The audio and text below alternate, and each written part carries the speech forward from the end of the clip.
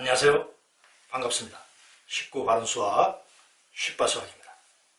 오늘은 중2-1 1차 부등식의 활용 제2강입니다.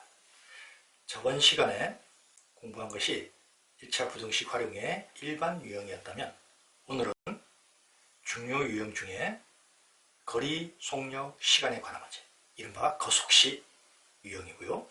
이어서 정가, 원가, 판매가에 관한 문제도 함께 풀어보도록 하겠습니다. 우선 거리, 속력, 시간의 문제를 풀기 위해서는 거리와 속력, 시간에 관한 관계식을 당연히 알아야 되겠죠? 거리는 속력 곱하기 시간, 속력은 시간분의 거리, 시간은 속력분의 거리.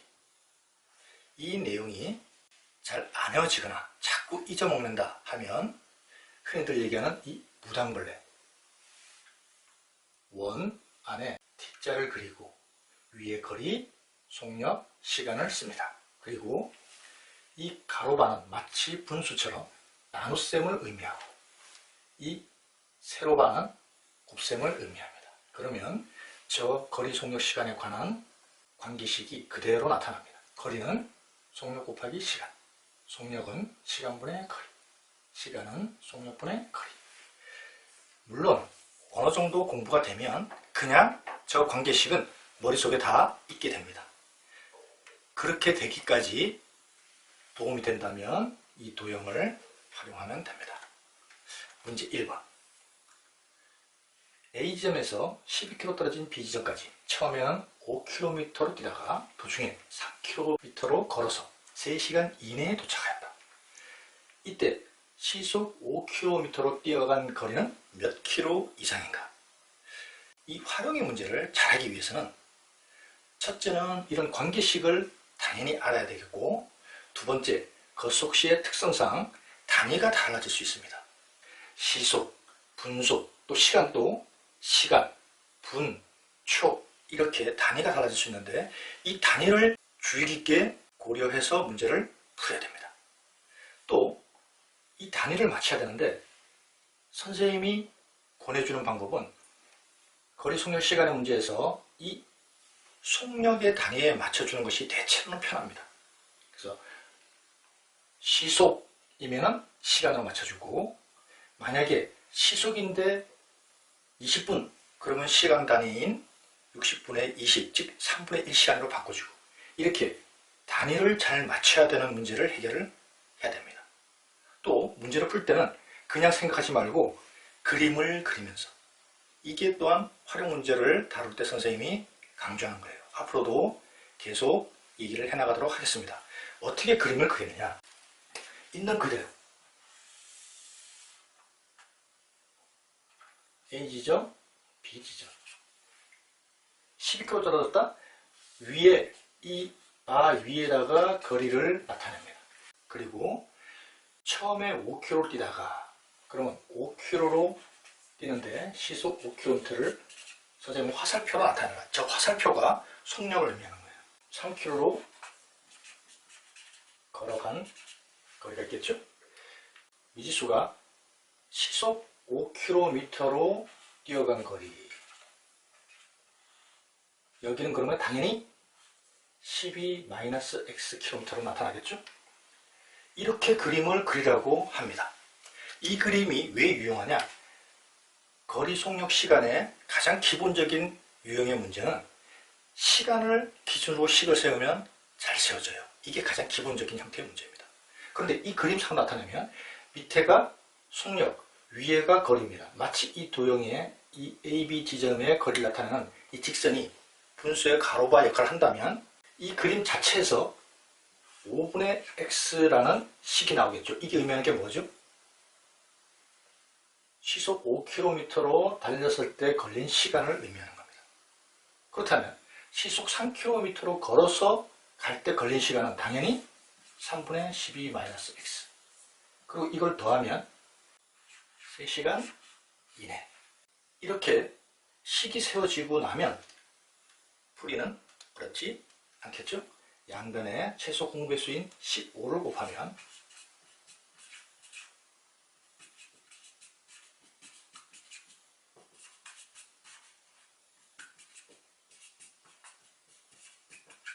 따라서 2분의 15km 이상, 즉 7.5km겠죠. 이렇게 그림을 그려서 식을 세우고 그리고 푸는 것을 강력하게 권하는 거예요. 이것도 마찬가지. 등산을 하는데 올라갈 때는 시속 2km로 내려올 때는 같은 길을 시속 3km로 걸어서 3시간 반 이내에 등산을 마치려고 한다. 이때 올라간 거리는 최대 몇 킬로미터인가? 그러면 등산이니까 이렇게 산처럼 나타내면 됩니다. 최대 올라간 거리가 미지수니까 그 미지수를 xkm라고 나타내고, 올라갈 때 시속 2km, 내려올 때는 시속 3km. 올라갈 때 걸린 시간이 나오겠죠? 이 자체가 시간을 의미하는 분수식이 될 수 있다. 올라갈 때 걸린 시간은 2분의 x, 왜? 시간은 속력분의 거리. 내려올 때 걸린 시간은 3분의 x. 이것이 3시간 반. 3시간 반을 시간 나타나면 3.5, 2분의 7이겠죠? 2분의 7, 양변의 최소 공배수인 6을 곱해주면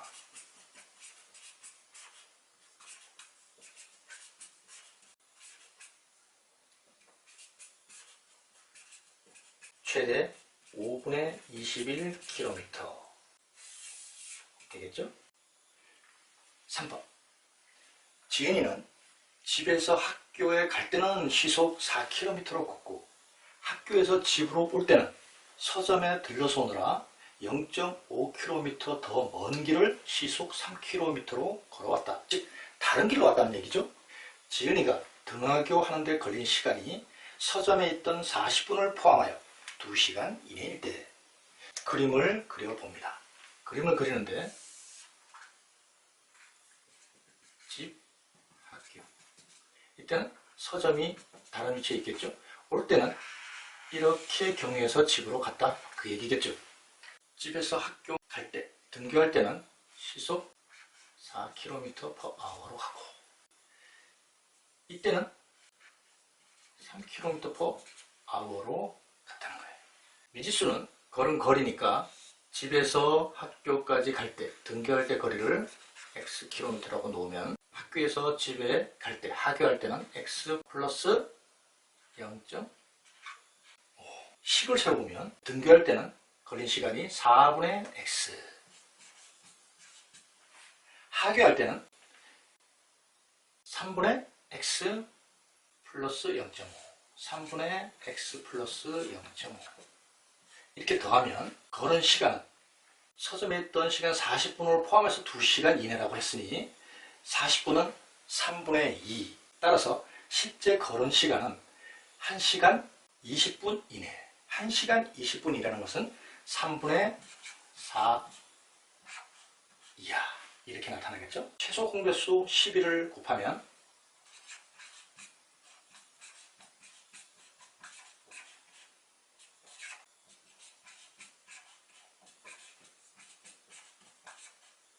우리가 구하는 값은 2km 이내가 되겠습니다.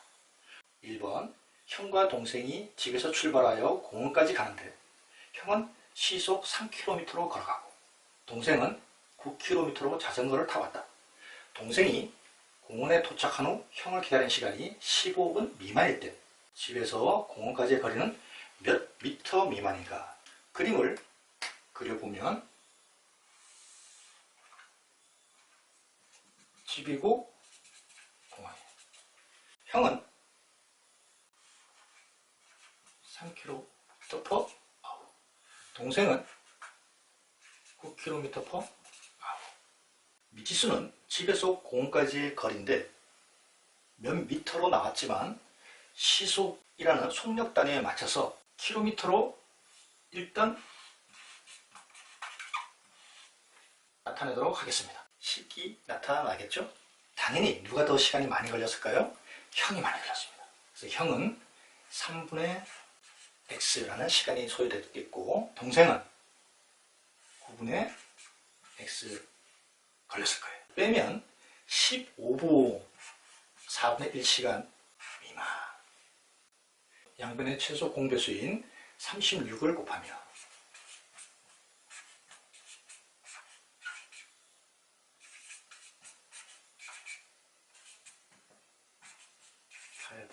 근데 이 단위는 킬로미터죠. 미터 단위로 나타내면 1000을 곱하면 1125. 따라서 최종적으로 구하는 값은 거속시 문제의 마지막 문제입니다. 직선 도로 위의 한 지점에서 동시에 출발하여 서로 반대 방향으로 이동하고 있다. 하영이는 분속 80m, 하은이는 분속 100m로 이동할 때 두 사람이 3.6km 이상 떨어지는 것은 출발한 지 몇 분 후이냐. 다 분속이에요. 근데 거리만 킬로미터로 나타나 있죠. 3600m로 나타내야 됩니다. 이렇게 되겠죠. 기준점에서 하영이는 80m/min, 하은이는 100m/min.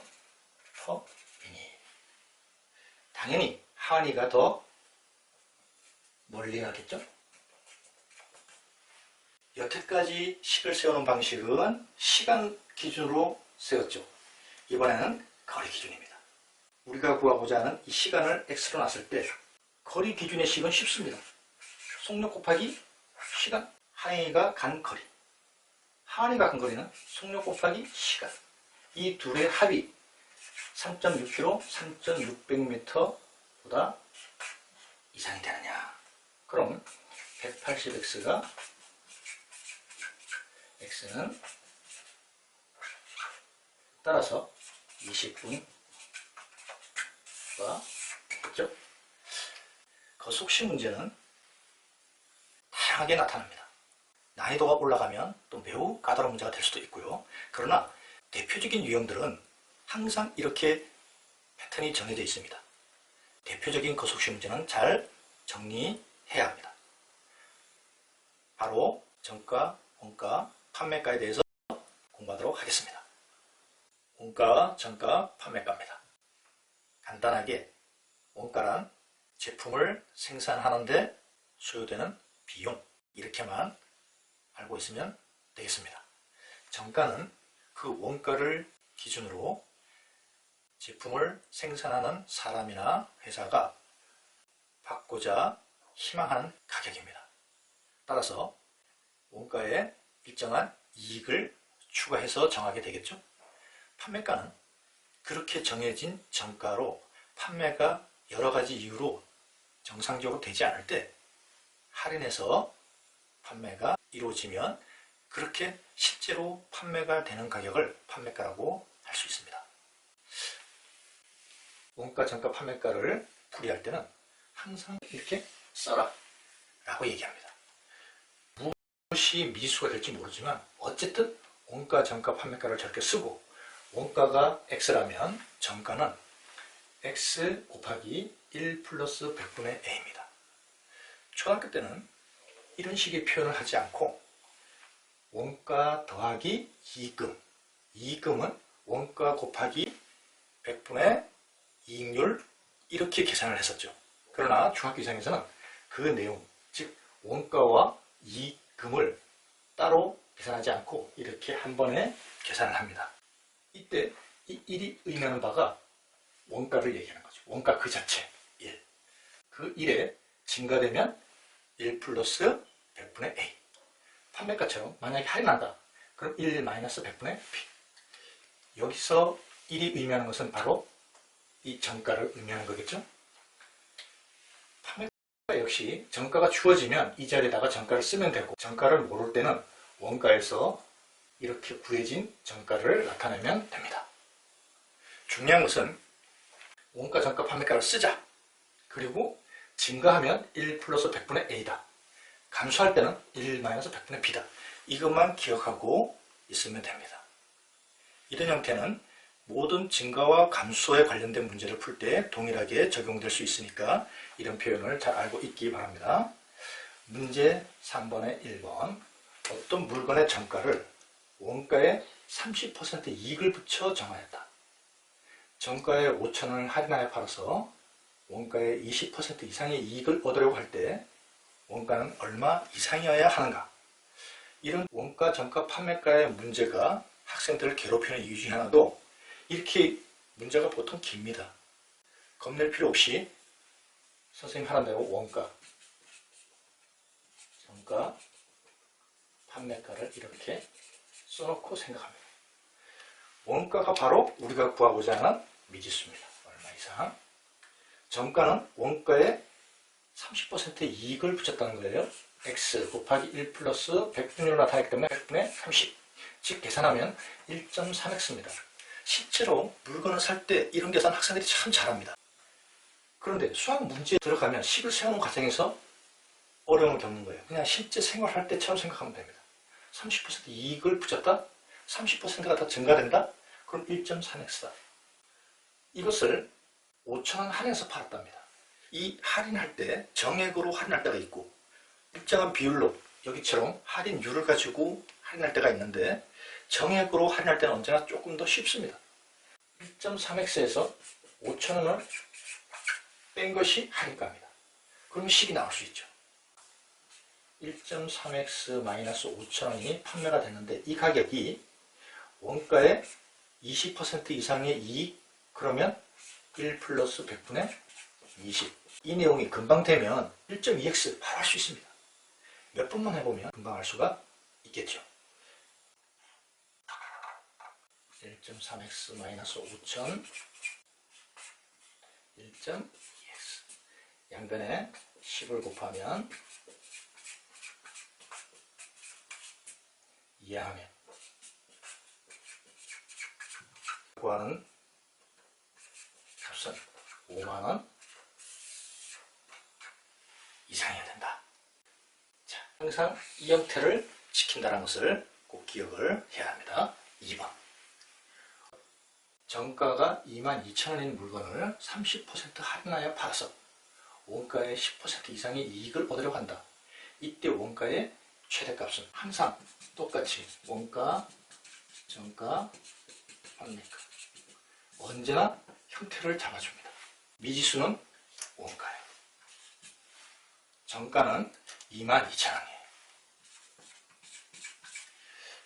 30% 할인했답니다. 그러면 22,000 곱하기 1 마이너스 100분의 30이죠? 계산하게 되면 15,400. 원가의 10% 이상의 이익을 얻으려고 한다. 그럼 이렇게 팔았더니 원가의 10% 이익은 얘입니다. 근데 여기서 선생님 이 이상이니까 이렇게 붙여야 되지 않습니까? 아니, 이렇게 돼야 됩니다. 왜 그러냐면 이때는 판매가는 확정됐어요. 이 판매가가 확정이 됐는데 원가가 일정한 금액이 넘어서면 안 됩니다. 만약에 이 식을 잘 이해를 못하겠다 하지, 그러면 식을 이렇게도 세울 수가 있어요. 15,400원의 판매가죠. 원가는 X입니다. 근데 이것이 원가의 10% 이익은 X 곱하기 100분의 10이겠죠? 이거보다 크거나 같다. 이 식을 정리하면 이 식과 똑같아집니다. 15,400 1.1x. 이쪽도 마찬가지. 0.1x죠? 정리하면 1.1x 같습니다. 그래서 이 식이 이해가 안 되면 이렇게 파악을 해도 좋습니다. 어쨌든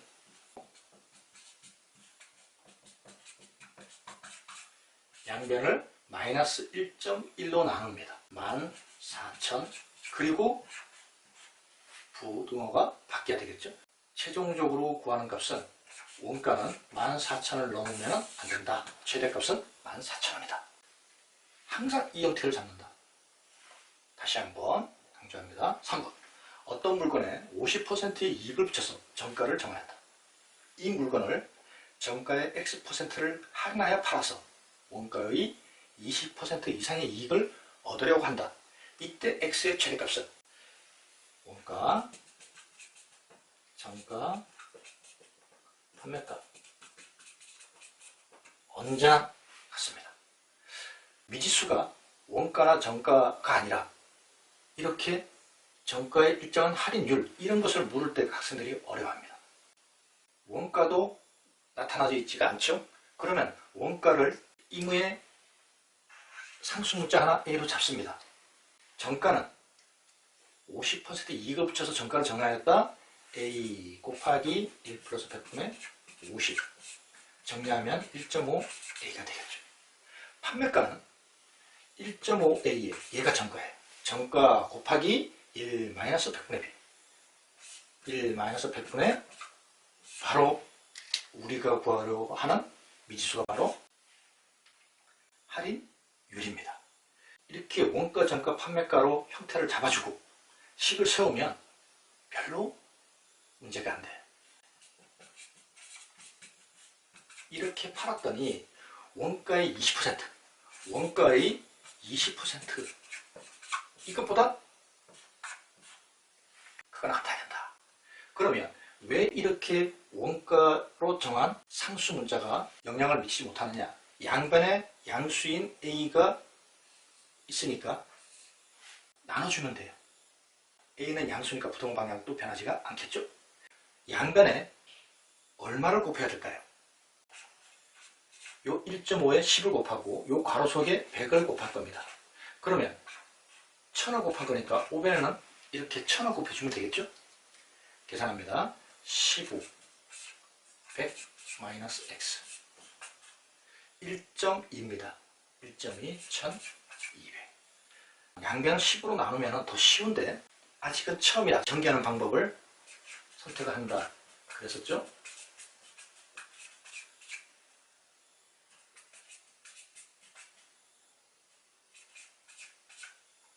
마이너스 10으로 나누면 부동 방향이 바뀌죠.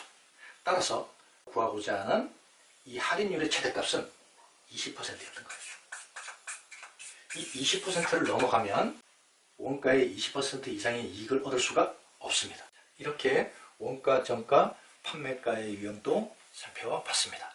항상 원가, 정가, 판매가를 써놓고 미지수와 형태를 잡는다. 꼭 기억을 하기 바랍니다. 물론 이 원가, 정가, 판매가의 내용도 당연히 알아야 되겠죠. 다음 시간은 1차 부등식의 활용 마지막 제 3강입니다. 농도에 관한 공부하겠습니다. 수고 많았습니다.